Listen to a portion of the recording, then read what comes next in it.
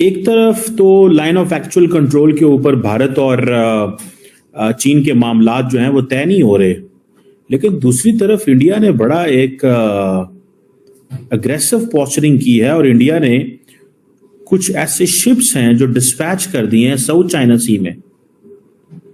अब कहा जा रहा है बेसिकली रिमाइंडर्स टू चाइना कि भाई international norms and maritime law की रिस्पेक्ट करें। नौसेना एक ऐसी ताकत बनकर उभर रही है जिसने दुनिया की सबसे बड़ी नौसेना बना चुके चीन को घुटने पर लाकर खड़ा कर दिया। हालात तो इतने बिगड़ गए हैं कि चीन को यूनाइटेड नेशन की सिक्योरिटी काउंसिल में जाकर भारत की नौसेना पर बयान देना पड़ रहा।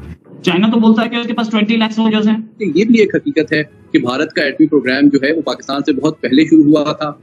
भारत के 8 एटमी रिएक्टर जो हैं वो इंटरनेशनल जो सेफ गार्ड्स हैं उसकी रिजीम से बाहर हैं। भारत एक तरफ डिफेंस एक्सपोर्टर बनना चाहता है, लेकिन एक बड़ी तादाद में भारत जो है वो असला खरीद रहा है। कल भारत ने 1.44 लाख करोड़ का 1.44 लाख करोड़ का डिफेंस एक्विजिशन काउंसिल ने बोल दिया कितने का हथियार खरीद लो, और बोला कि 99% मेक इन इंडिया होगा।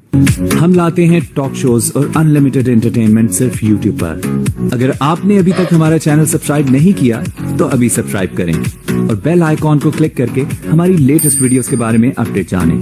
खुद चीन के थिंक टैंक ने ये खुलासा किया और बताया कि भारत को चीन युद्ध में अब नहीं हरा सकता। अब सवाल ये है कि क्यों कहा चीनी थिंक टैंक ने ये, और क्या चीन ने ये खुलकर मान लिया है कि भारत की सेना के सामने उसकी सेना कुछ नहीं। एटमी वॉरहेड्स की तैयारी में भारत 172 एटमी हथियारों के साथ पहली बार हमसे आगे निकला है।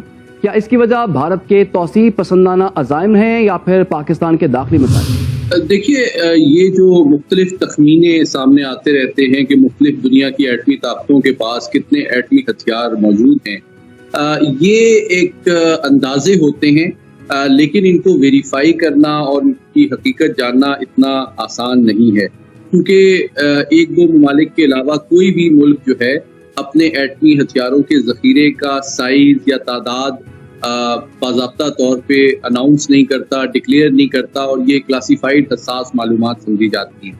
अलबत्ता ये जो तज्जिया और तखमीना सामने आया है जिसके मुताबिक भारत की एक एटमी हथियारों की एक तादाद या मिक़दार मुतय्यन की गई है, ये एक मगरबी असेसमेंट है और जो कि हक़ाइक़ से बिल्कुल मुताबिकत नहीं रखती है।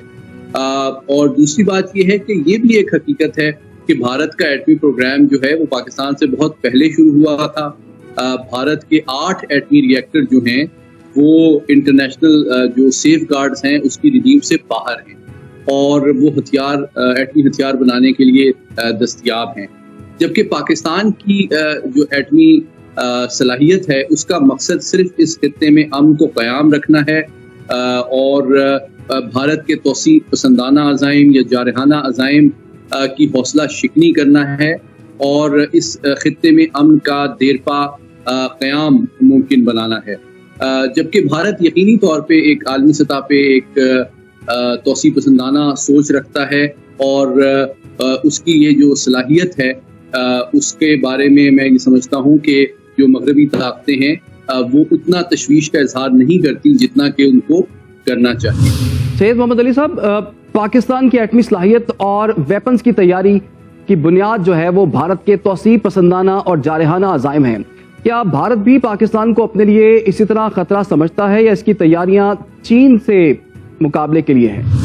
देखिए, अगर हकीकत में देखा जाए तो बयानात से कता नज़र भारत की जो एटमी सलाहियत है या उसकी जो तमाम तर जौहरी सलाहियत है उसका मकसद भारत को आलमी सतह पे एक तौसी पसंदाना रियासत के तौर पे मनवाना है और वो एक आलमी ताकत बनना चाहता है, जिसके लिए वो चीन के खिलाफ जो हिकमत अमली है उसको एक दलील के तौर पे, एक बहाने के तौर पे इस्तेमाल कर रहा है ताकि मगरबी और रूसी साख्त की टेक्नोलॉजी जो है वो उसको हासिल हो।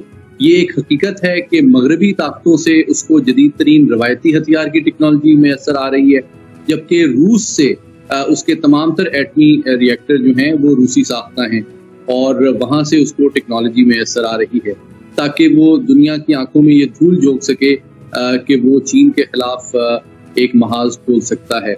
जबकि हकीकत ये है कि उसकी ज़्यादातर जो सलाहियत है और जो उसके जारहाना अज़ाइम हैं वो जनूबी एशिया के खित्ते में और खुसूसन पाकिस्तान दुश्मनी पर मबनी है। भारत एक तरफ डिफेंस एक्सपोर्टर बनना चाहता है, लेकिन एक बड़ी तादाद में भारत जो है वो असला खरीद रहा है। आपको शायद नहीं पता, माजरत चाहता हूँ, आपको शायद नहीं पता, लेकिन मैं बताता चलूँ कि भारत तकरीबन 73,000 के करीब 6716 राइफल्स जो है वो खरीद रहा है। और ये एमुनेशन एंड पिस्टल मेकर एक कंपनी है सिक्स, और उन्होंने ये अनाउंस किया है कि भारत जो है एक नया उसने ऑर्डर दिया है तकरीबन 73,000 राइफल्स का। बहुत महंगा ऑर्डर है ये। इससे पहले मैं आपको बताता चलूं कि ये तो एक ऑर्डर है ना, इससे पहले भारत ने ऑलरेडी भारत ने तकरीबन इसी तादाद के करीब जो गन्स हैं वो ली हुई हैं। तो तकरीबन इंडिया इस वक्त 145,000 के करीब जो राइफल्स हैं वो इंडियन आर्मी को देगा। ये 6 की असेसमेंट है, वो कह रहा है, मैं नहीं कह रहा, ये वो बता रहे हैं डाटा। अब ये जो इंडिया अपनी जो फोर्सेस को मॉडर्नाइजेशन कर रहा है, ठीक है जी, और अब 6 और ये कह रहा है, I think I have to, मुझे जिसकी प्रोनाउंसिएशन है वो यही है, it used to be a German company, then I think Swiss company, then बिक गई अमेरिकियों के हाथ में, अमेरिका में इस वक्त है ये। और ये जो पार्टनरशिप कर रहे हैं, and that partnership is for the modernization effort. What? The modernization effort जो कि इंडियन आर्मी कर रही है। और ये सारी की सारी भारत की जो मिनिस्ट्री ऑफ डिफेंस है उसकी ये प्रोक्योरमेंट है। इसका मतलब क्या है? इसका मतलब ये है कि 2019 में पहले खरीदी, 3-4 साल उन्होंने ट्रायल किया, तकरीबन इतनी 72,000 के करीब गन्स का ट्रायल किया, देखा, और उस गन्स को इस्तेमाल किया।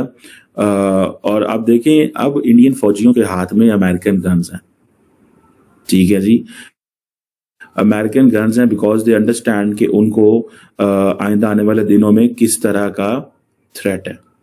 वो जिस तरह का थ्रेट है उनको, उस हिसाब से वो गन्स जो हैं वो ले रहे हैं। अब फॉर एग्जांपल आप ये देखें कि एक तरफ हम ये महसूस करते हैं और हमने ये देखा कि भारत जो है वो उसको चाइना की तरफ से चलो है चैलेंज, लेकिन भारत जो है ये गन्स को कश्मीर के लिए भी इस्तेमाल कर रहा है, ठीक है जी। सो भारत कह रहा है कि this is all for the anti terror. दिन ब दिन देखिए चाइनीज नेवी की ओर कलाइयां खुलती जा रही, इक्विपमेंट आउटडेटेड है। मैंने आपको पहले ही बोला था सर, आपको याद होगा कि मिलिट्री ग्रेड इक्विपमेंट नहीं लगाते, कमर्शियल ग्रेड इक्विपमेंट लगाते जिसकी रिलायबिलिटी और जिसके specs are not military grade. इसलिए overall availability of the fleets है उसमें बहुत प्रॉब्लम्स आती है, बहुत ज्यादा प्रॉब्लम्स आती है। और वही है, चाइनीज माल है, चले तो चांद तक नहीं तो रात तक। तो ये सारी दिक्कतें आपको आती हुई नजर आएंगी।